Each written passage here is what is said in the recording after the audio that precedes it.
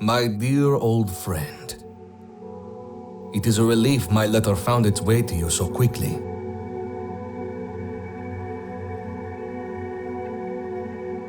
To return here after so long, it is difficult to describe exactly what this land means to me.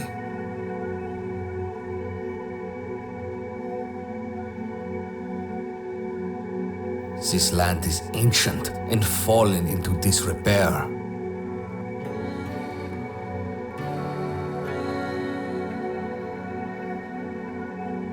These sands whisper in the night to those who know how to listen.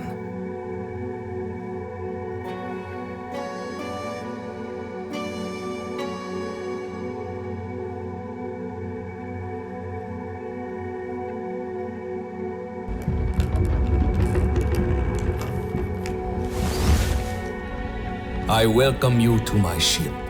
Under this scorching sun, in this vast desert, on these hallowed lands, there is much to be done. Settle in, our journey will be long. Our task ahead is neither simple nor easy.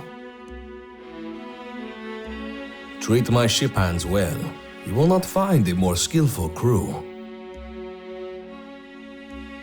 Our forces should find refuge here when the burdens of the world become too much to carry.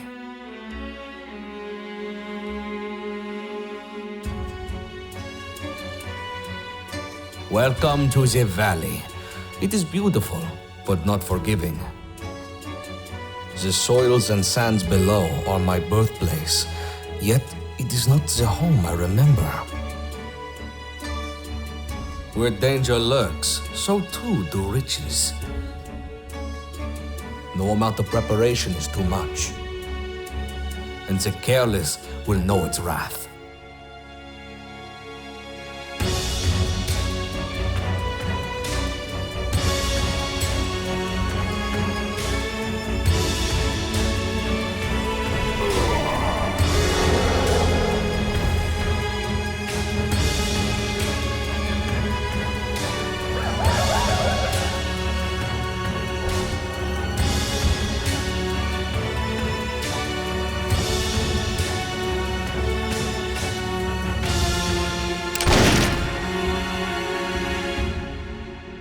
As the age-old saying goes, how much is your life worth?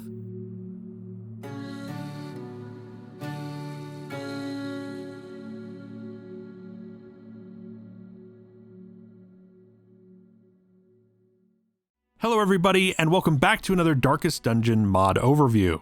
My name is ElementFive, and it is with great pleasure that I finally get to showcase the work being done on the incredible project that is the Black Reliquary. Nearly 4 years ago, we put out a video overviewing S. Purple's Cataphract class mod, and shortly after he shared with me the earliest concepts for a Black Reliquary expansion to Darkest Dungeon, with lore influenced by the works of Robert E. Howard, friend and pen pal to H.P. Lovecraft, and father of the sword and sorcery genre, with icons like Conan the Barbarian. And after months of initial development and team building, Black Reliquary is finally well on its way and stands to be perhaps the biggest modding project Darkest Dungeon has ever seen. More than just an overhaul, the team of over 22 talented modders call it a total conversion mod, as it takes the skeleton of Darkest Dungeon and builds on top of it what feels like an entirely new expansion to the game. Borrowing from some of the modding community's best ideas, BR comes complete with all new dungeons, enemies, bosses, curios, heirlooms, trinkets, mechanics, full character reworks, and much more, all of which is housed in a new desert setting, operating from the Flameseeker airship, with narration done by the fantastic Garrig Schreiber, and new musical score by Kristjan Thomas Haaristo and Fredrik Knudsen. Kristjan known among other things for his work on Sunward Isles.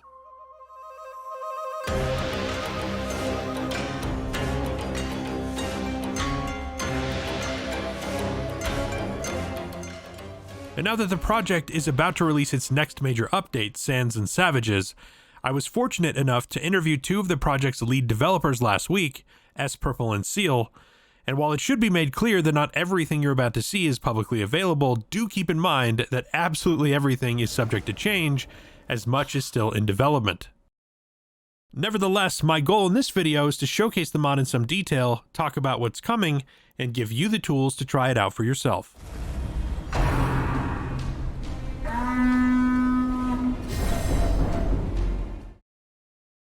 I welcome you to my ship. So at the beginning of a new campaign, you'll be greeted by the ship's captain and new narrator, introducing you to the airborne hamlet called the Flame Seeker.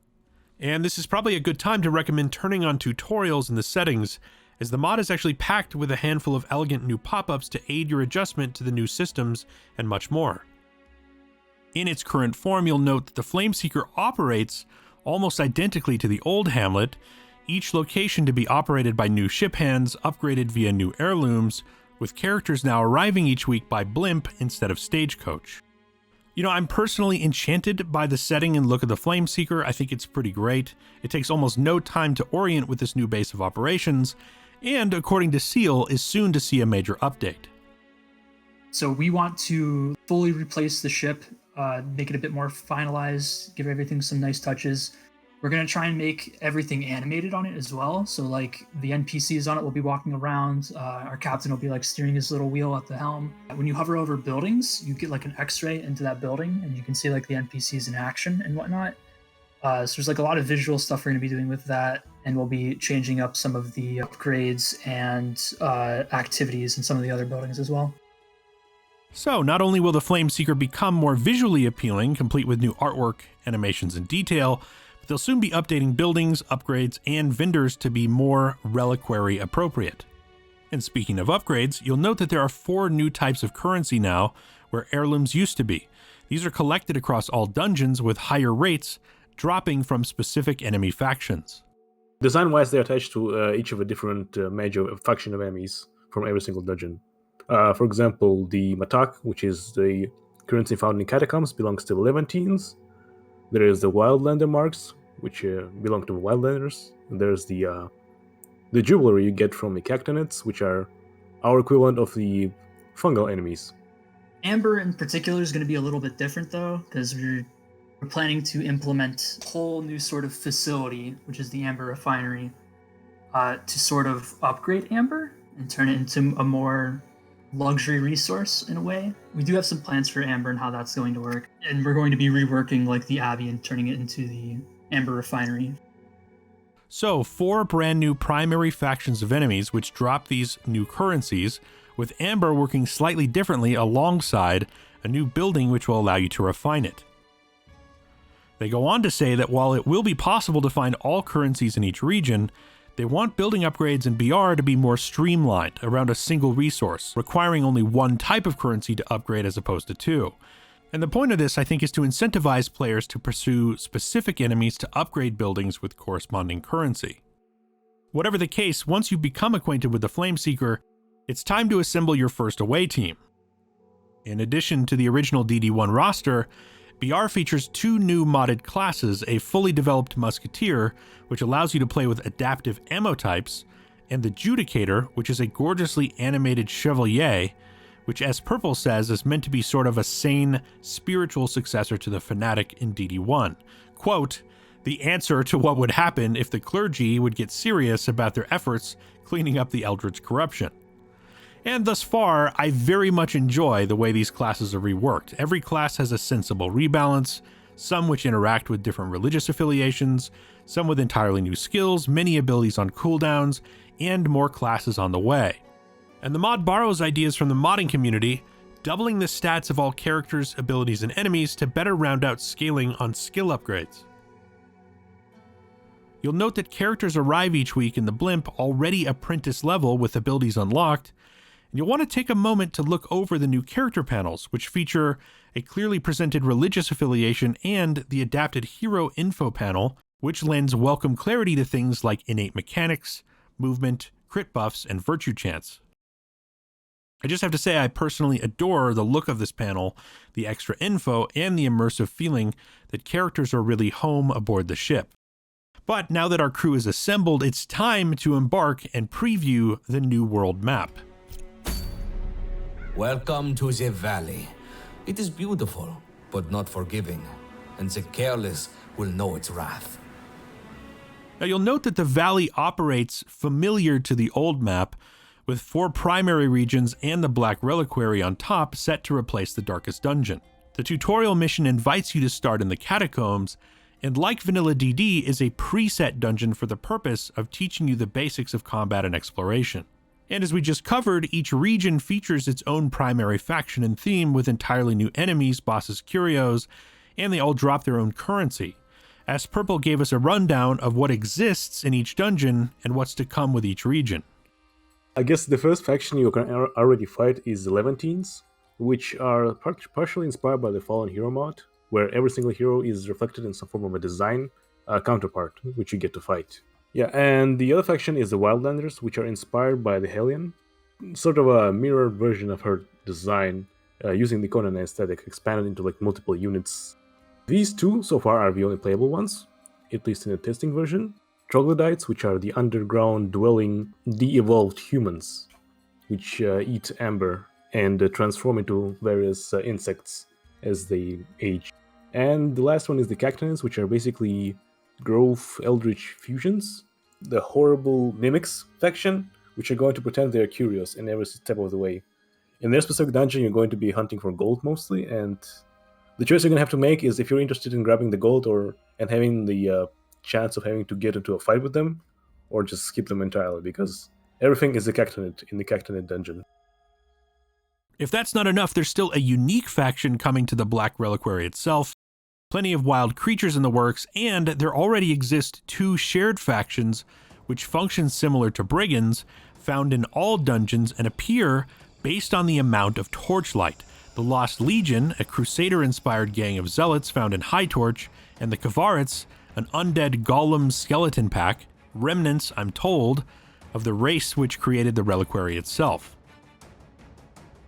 There's even a roaming bunch of ghouls in the works, and a ghoul mother who operates like a shrieker, and looks to be a truly horrifying encounter. And in case you didn't catch that, that means that Torchlight has been reworked in BR so that buffs work differently, and rather than just getting extra loot by simply snuffing the torch, you'll instead encounter nocturnal enemies in the dark, the Kvarets, which bring a bit more challenge and reward. And this plays out especially well in the new Exposed Interior dungeon, which is a literal desert that feels a little bit like being in the Crimson Court. Not only will you be encountering the Wildlanders here with a very different style of torchlight, but you'll be choosing from either day or night missions, which bring about different enemies and mechanics, no ambush possible during daylight camping, for example, with tons of cloaking and Kvarets enemies to be found among the night.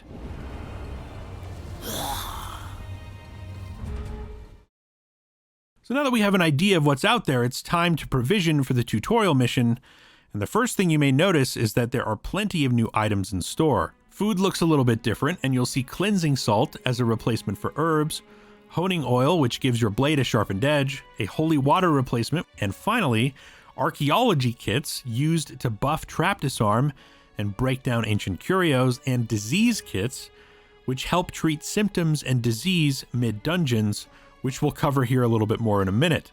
But you'll also note that we have firewood available even on a short mission.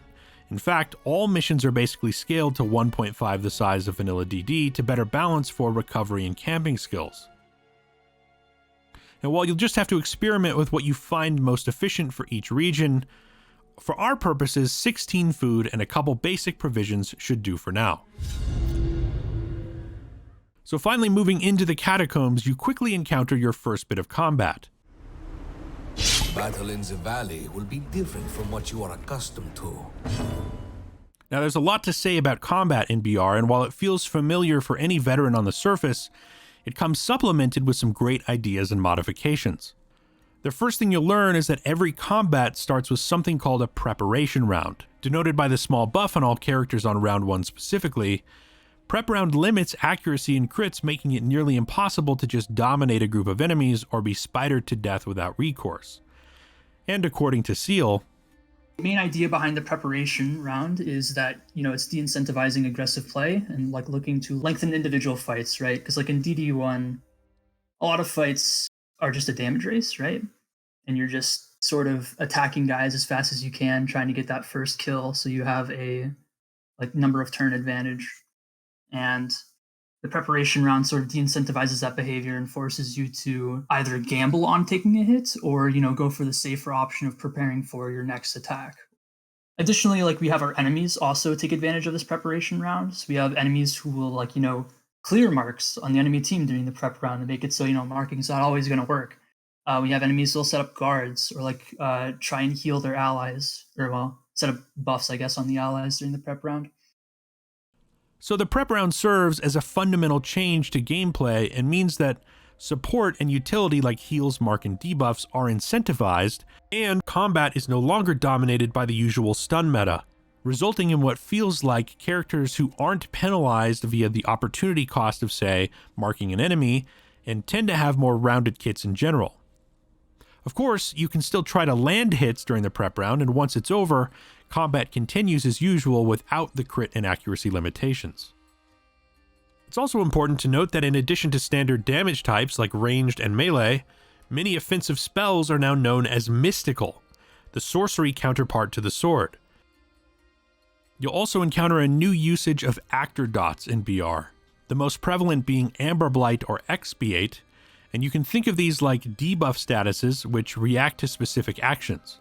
In this case, we're Amber Blighting an enemy during the prep round so that its damage done will be debuffed and damage taken increases, and this effect triggers on every enemy action. Expiating an enemy, on the other hand, means that they'll take damage each time that they target your party, finally disappearing after 3 charges and healing your party for a small amount.